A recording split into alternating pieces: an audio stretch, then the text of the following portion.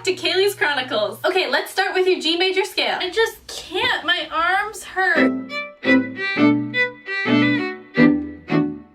Because we're not running around, it can be easy to forget that violin is a physical activity, just like doing gymnastics or dance. When we do something physical, it's important that we take care of our muscles so we don't get injured. Developing good warm-up and stretching habits is really important whether you're a beginner or an advanced violinist. I just want to make a quick disclaimer and say that I am in no way any kind of medical professional. If you have pain or you're worried about your muscles when you're playing, you should really check with a professional. This video is based on my own experience over the past 20 years of playing violin and what things have really worked for me to keep my muscles healthy. So let's start with my little beginner violinist. Parents, what I've noticed is the most important when you're practicing with your child is to have some decompression time. I like to call this time having shakeouts, and I even put it in my students' practice book as an important part of their practice session. It's just a time to let their sillies out.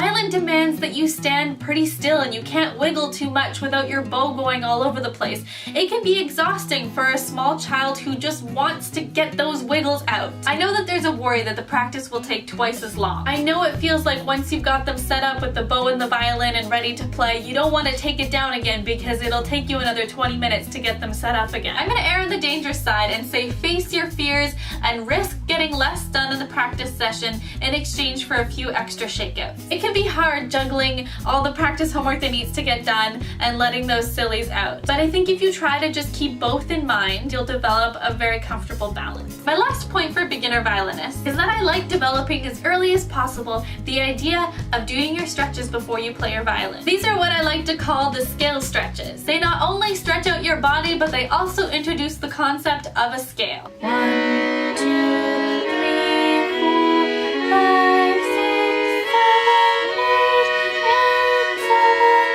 6, 5, 4, 3, 2, 1.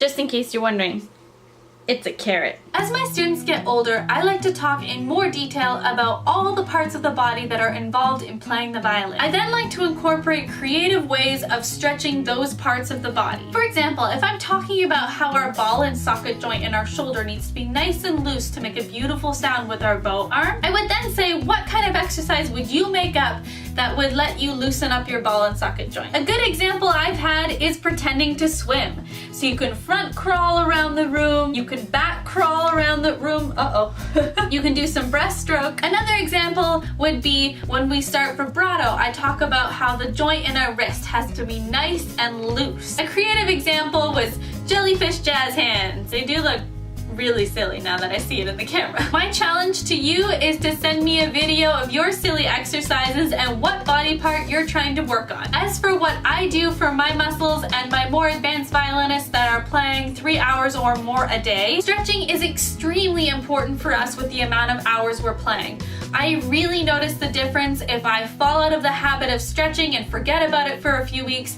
Before you know it, I am calling out my osteopath and begging her to fix my stiffness in my shoulders. There are quite a few tried and true stretches that I go to and some activities that I just love, and if I maintain them, my muscles are usually really good. This is a sequence of exercises that if I do once or twice a day, I find it really loosens up my neck and shoulder area. Everybody wears a cat ear headband to go to the gym, right? Cue the copyright-free workout music. So the first thing we're gonna do is we're gonna look up and we're gonna look down. And what they told me was that we have to make sure not to crunch our neck down. Or I guess not to crunch it back either. And instead try to make a nice fluid motion. One of my favorite teachers told me that the opposite of tension is movement. And that phrase has really stuck with me, and I think about that when I'm playing and when I'm stretching as well. The next thing we're gonna do is we're gonna put our ear to our shoulder, and as you can see, I haven't done these yet today, and I can't go very far, but I'll do my best. Hardest part. Just try to not get stuck in any side. Then we're gonna look side, side, and again what I try to do is I just try to feel where I'm at. I always feel like when I'm stretching, I try to force myself sometimes to go further when I should just try to loosen my body up. Just try to feel the movement of my body without any kind of restriction. And then we're gonna do a circle with our head. My ponytail is getting in the way. Clearly, I am not a fitness blogger or vlogger. You're gonna go in the other direction. Just try to feel all, you can feel all the little like crack. I hear all these little like kind of crackles in my neck, and that's okay. They said as long as it doesn't hurt, it's okay. It doesn't hurt, it just sounds weird. And my headband's falling off, so that's okay. Okay, the next one looks kind of weird, but you're gonna do, I think of it as a figure eight with my chin. So I make a figure eight. And I find this gets a whole different set of muscles than just doing a circle. It looks ridiculous, I'm sure. I've never actually seen myself do it, but when I'm editing, I will no doubt see myself doing something absolutely ridiculous. Okay, and then I try to switch directions, which I always have to think about first. Hopefully I did it right this time. It's always a little weird for a second. But just get your neck and your head moving. Then we're going to do a shoulder roll. So we're going to go up, back, and down. Up, back, and down. Just try to loosen up these shoulders. I find this also loosens up your breath a bit. Rolling it backwards. And we're only going to roll it backwards. I don't roll it forwards because I feel like my shoulders are already sloped forwards. They don't need encouragement going back. Now we're going to put our hands up and we're going to roll our shoulders forward, pressing forward and then back. And then forward and then back. Go. So this one's gonna be a bit of a challenge for me since I'm in such a small space, but we're gonna rotate our arms. Oh, it fits. We're gonna rotate starting with one arm, and as you keep rotating, you're gonna let your body and your knees bend. Another big problem when we play violin is our knees tend to lock, and so we aren't really grounded. So feel the swing of your arm, how much weight there is in that. Think of if you're bowing with this arm and feel your knees sort of like, I don't know what it is. Feel your knees like, what are they called? Now we're gonna go to the other arm. We start backwards. And as we get bigger swings, you can let your body go with it. I usually move a little bit more than this, but I'm in kind of a small space. Oh, there we go, hitting the light. The next thing we're gonna do is we're gonna rotate forward with our arm circles. And I like to think of it like I'm doing front crawl. So there's kind of a reach in there as we go forward. So we're really reaching from our back muscles. And again, I'm letting my knees bend. Wish you could see it. And I'm reaching forward and letting my arms swing down and my whole body kind of start to rotate with that. Loosening up all of my body and not just the socket joint of my shoulder. And we do the other one, and I'm already starting to feel looser. Hope you are too. There we go. Feeling nice and loose. There might be some sort of creaking sounds, but that's okay. As long as it doesn't hurt. Loosen up that shoulder. The next one we do is an arm circle, but it's in front of the body. And I think this is one of the most important ones, especially for our bow arm, because this is really very close to the angle of our bow hand. It's kind of across the body, and it's good to sort of feel the motion and power that's in that arm just with gravity. So you do it one direction, and then we can change directions. Make sure to keep bending your knees, keep breathing, feeling that motion. We'll do the other one. And you'll feel, I don't know if you're the same as me, but I feel that this arm is always tighter, and I think it's because it's not my bow arm and it's not moving. It's always tends to get a little stuck stationary holding the violin.